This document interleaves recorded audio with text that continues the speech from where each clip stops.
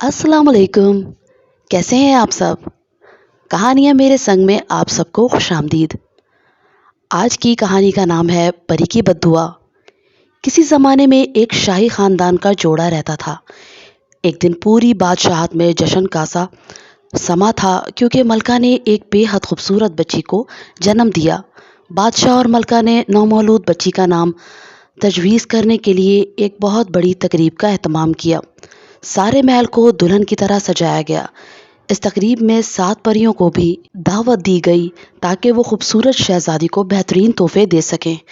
परियों में पहली परी ने शहजादी को हुस्न और खूबसूरती का तोहफा दिया, तो दूसरी परी ने जहानत और अक्लमंदी का, तीसरी ने शान और शौकत का, चौथी ने हवा की तरह खूबसूरत रक्स करने का और पांचवी और छठी ने साज और आवाज़ के तोहफे दिए।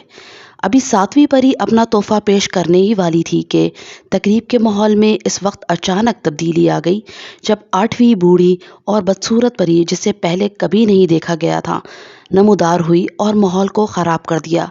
इस बूढ़ी और बदसूरत परी ने आते ही ज़ोरदार कहका लगाया और बोली, अगर शहजादी चरखे के घूमते हुए पहिए को अपनी उंगली से छुएगी तो वो मर जाएगी। बदसूरत बूढ़ी परी ने मासूम शहजादी को इसलिए बद्दुआ दी कि बादशाह और मलका ने इसे तकरीब में आने की दावत नहीं दी थी। इस बदसूरत परी की इस बद्दुआ से तकरीब में मौजूद हर शख्स को एक दुख हुआ और सब एक दूसरे की तरफ देखने लगे। इधर मलका को इस बात से इतना रंज हुआ कि वो अपनी होशो हवास खो बैठी और चीखने रोने लगी। लेकिन इसी वक्त 7वीं परी ने अपना तोहफा शहजादी को दिया और बोली, चरखे में उंगली डालने से शहजादी की मौत नहीं होगी, बल्कि वो 100 साल के लिए मीठी नींद में सो जाएगी और फिर जब इसकी नींद के 100 साल पूरे होंगे तो एक खूबसूरत शहजादा महल में आएगा और उसके हाथ लगाते ही शहजादी जाग उठेगी।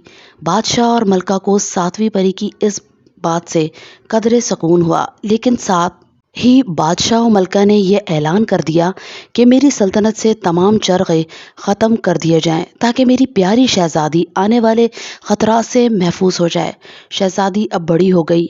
एक शाम वो महल के अंदर चहलकदमी कर रही थी कि इसने एक कमरे में एक औरत को देखा जो चरखा काट रही थी। शहजादी इस औरत के करीब आ गई और घूमते हुए चरखे को बड़ी दिलचस्पी से देखने लगी।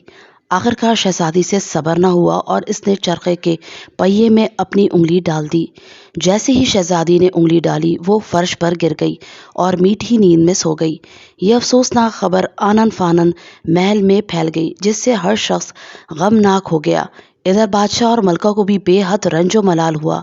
इतने में फिर 7वीं परी नमूदार हुई और महल के लोगों और बादशाह और मलका को गम से बचाने के लिए इसने तिलिस्म से तमाम लोगों को गहरी नींद में सुला दिया। फिर इसने महल के चारों तरफ लंबे लंबे दरख्त खड़े कर दिए और मोटी मोटी दीवारें बना दी ताकि महल के अंदर कोई दाखिल ना हो सके। आखिरकार शहजादी की नींद के 100 साल पूरे हुए तो करीबी रियासत से एक हसीन और जमील शहजादा आ पहुंचा। इसने महल की खामोशी देखकर महल से बाहर के लोगों से महल में गहरी नींद से सोने की वजह पूछी। लोगों ने शहजादे को सारी कहानी सुना दी और ये भी बताया कि जो कोई भी महल के अंदर जाएगा वो भी मौत के मुंह में चला जाएगा। लेकिन शहजादा इस बात को मानने के लिए तैयार न हुआ और महल के अंदर दाखिल होने का पक्का इरादा कर लिया और वो महल के अंदर दाखिल हो ही गया। घूमते घूमते वो शहजादी के पास जा पहुंचा तो देखा कि शहजादी भी और लोगों की तरह गहरी नींद सो रही है। उसने शहजादी को जगाने के इरादे से जैसे ही अपने हाथों से छुआ तो इसके छूते ही शहजादी ने आंखें खोल दी और अपने सामने खूबसूरत शहजादे को देखकर बहुत खुश हुई। इधर शहजादी के जागते ही महल के सारे लोग भी जाग उठे जो गहरी नींद में चले गए थे। इस वाक़े से सारे महल में रौनक दोबारा लौट आई और हर शख्स बहुत खुश था। एक बार फिर महल में चरागा हुआ और दिल खोलकर सबने खुशियां मनाई। फिर शहजादा और शहजादी की शादी हो गई और वो दोनों हंसी खुशी जिंदगी गुजारने लगे।